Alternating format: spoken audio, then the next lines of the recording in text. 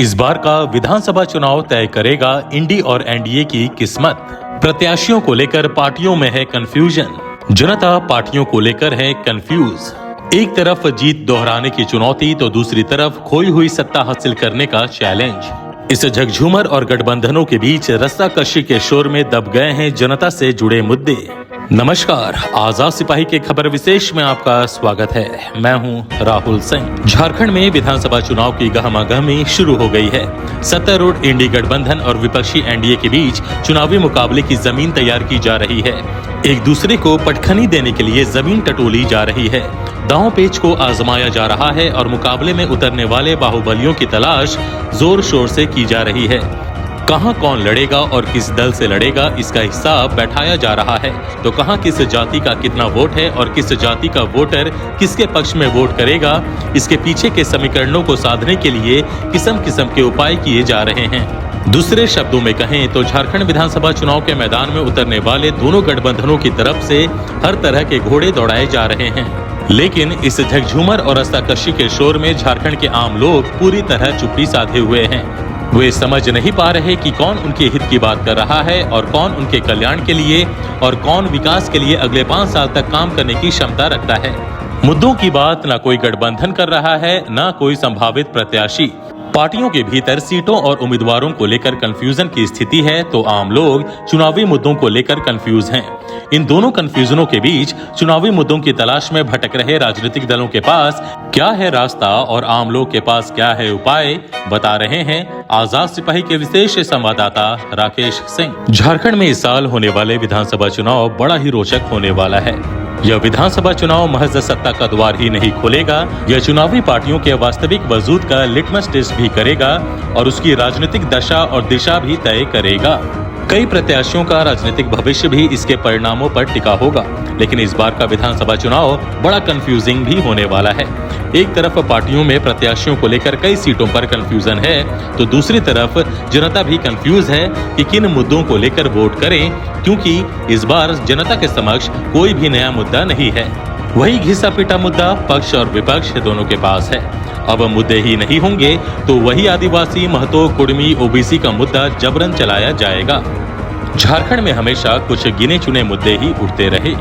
झारखंड का यह दुर्भाग्य ही कहिए कि जन्म से लेकर युवावस्था तक यानी 23 साल 8 महीने तक महज चंद मुद्दों को लेकर ही राजनीति होती रही। यहाँ की जनता भी धन्य है। कितने सालों से वह इन्हीं चंद मुद्दों को लेकर वोट देती आ रही है। वही स्थानीय नीति, वही नियोजन नीति, वही आरक्षण, वही रोजगार, वही भ्रष्टाचार, नया कुछ भी नहीं। जब वादे पूरे ही नहीं होंगे तो नया मुद्दा आएगा कैसे बाजार में। हाँ, नक्सलवाद की समस्या से झारखंड को राहत जरूर मिली है। यह बहुत बड़ी उपलब्धि है। यह उपलब्धि बाबूलाल मरांडी और रघुवर दास के खाते में जानी चाहिए, क्योंकि नक्सलवाद के खिलाफ जंग का आगाज बाबूलाल मरांडी ने किया था और इसे अंजाम तक रघुवर दास की सरकार ने पहुंचाया। क्या है झारखंड के चुनावी मुद्दों की स्थिति?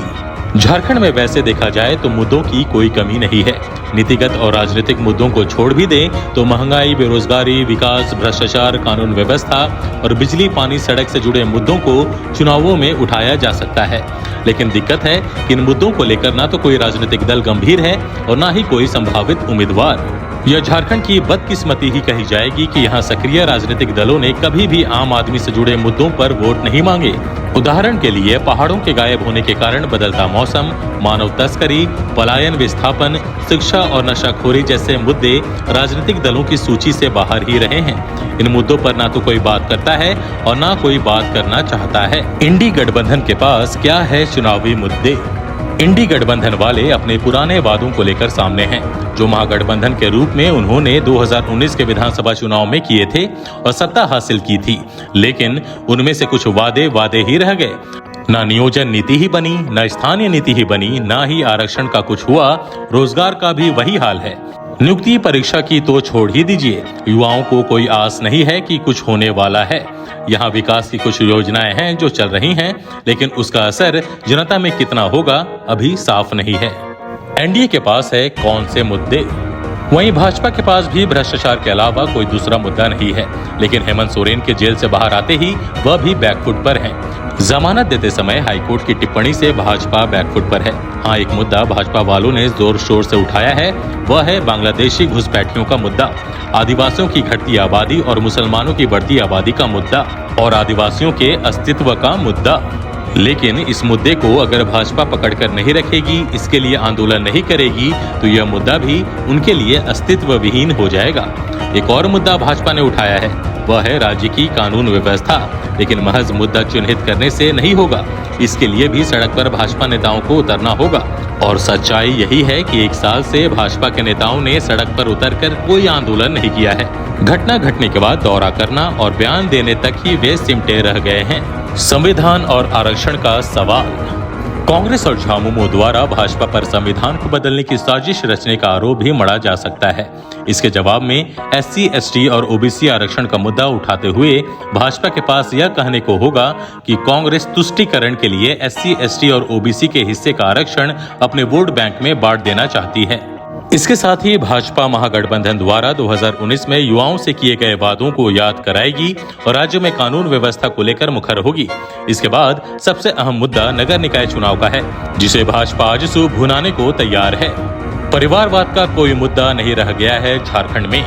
इन मुद्दों के बीच भाजपा आजसू के पास जो सबसे नया मुद्दा आया है, वह है परिवारवाद का मुद्दा।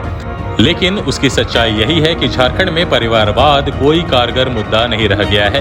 हाँ, कहने के लिए भाजपा और आजसू यह जरूर कह रही है कि चंपाई सोरेन को हटाकर हेमंत सोरेन ने फिर कमान अपने हाथ में ले ली। यह चंपाई सोरेन के साथ अच्छा नहीं हुआ, लेकिन इस बात का कोई असर जनता में पड़ेगा ऐसा नहीं लगता। कारण झामुमो हेमंत सोरेन के नेतृत्व में इंटैक्ट है और झामुमो का हर नेता और कार्यकर्ता यह अच्छी तरह जानता है कि दिशोम गुरु शिबू सोरेन और उनकी विरासत संभाल रहे हेमंत सोरेन के जोड़ का नेता उनके पास नहीं है। हेमंत सोरेन ने अपने नेतृत्व में झामुमो को पूरी तरह इंटैक्ट रखा है। यह लोकसभा चुनाव में भी देखने को मिला है। भाजपा जिस उत्साह और जोश के साथ सीता सोरेन को अपने साथ लेकर आई थी, उसको उम्मीद थी कि इससे झामुमो दरकेगा। लेकिन जब परिणाम सामने आया तो यह साफ हो गया कि आज भी झामुमो के लोग शिबू सोरेन और हेमंत सोरेन को ही अपना आदर्श मानते हैं। सीता सोरेन को हार का सामना करना पड़ा। यह पहला अवसर नहीं है जब झामुमो के नेता को भाजपा अपने पाले में करके उसे राजनीतिक पटकनी देने की रणनीति अपनाई, लेकिन हर बार उसे नुकसान ही हुआ। इस तरह साफ है कि झारखंड विधानसभा का आसन चुनाव मुद्दों के लिहाज से बेहद आक्रामक और रोमांचक होगा। दोनों पक्षों के पास हालांकि जनता को अपने पक्ष में करने के लिए मुद्दों की कोई कमी नहीं है, लेकिन बड़ा सवाल यह है कि इन मुद्दों पर लोग कितना भरोसा करते हैं। इसका जवाब तो चुनाव के बाद ही मिल सकता है। आज के आजाद सिपाही के खबर विशेष में बस इतना ही। देश विदेश की और भी अधिक जानकारी के लिए आप पढ़ते रहिए अपना लोकप्रिय दैनिक अखबार आजाद सिपाही। और हाँ, आप हमारे इस YouTube चैनल को जरूर सब्सक्राइब करें। धन्यवाद।